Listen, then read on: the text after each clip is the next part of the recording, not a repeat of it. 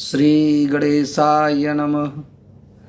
कृष्णाय वासुदेवाय हरये परमात्मने प्रणतक्लेशनाशाय गोविंदाय नमो नमः। आज जया एकादशी है।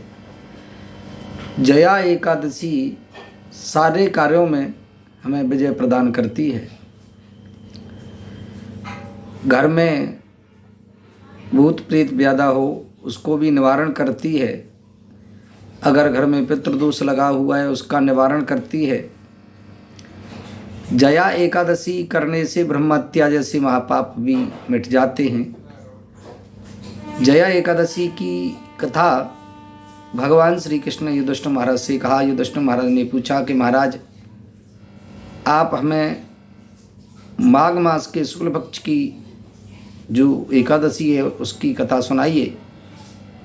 तो भगवान श्री कृष्ण कैसे हैं कि हे धर्मराज युधिष्ठिर, माघ मास की जो एकादशी है उसका नाम जया है। जया एकादशी व्रत करने से बड़े बड़े पापी मुक्ति को प्राप्त हो जाते हैं। भूत प्रेत योनि जो भी होती है उससे भी छुटकारा मिलता है। कथा इस प्रकार है कि एक बार मालनवान नाम के गंधर्व थे। पुष्पवती नाम की गंधर्व कन्या थी। दोनों इंद्र सभा में नृत्य कर रहे थे। मालवान गान कर रहा था, पुष्पवती नृत्य कर रही थी। एक दूसरे को देख करके मोहित हो गए। पुष्पवती नृत्य करना भूल गई और मालवान गायन करना भूल गया।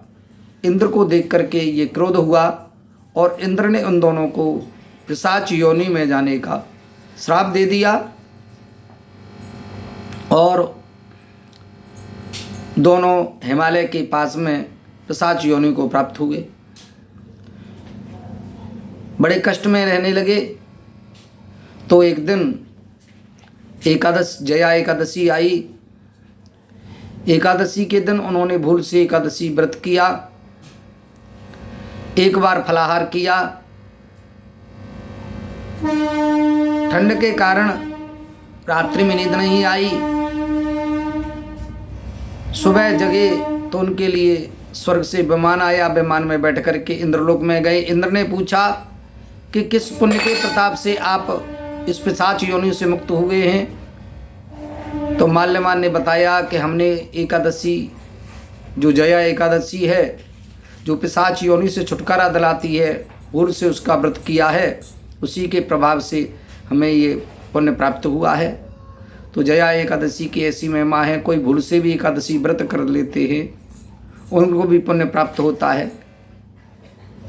इसलिए जया एकादशी सबको करनी चाहिए और जो भी आपके बिगड़े कार्य हैं वो जया एकादशी व्रत करने से बन जाते हैं।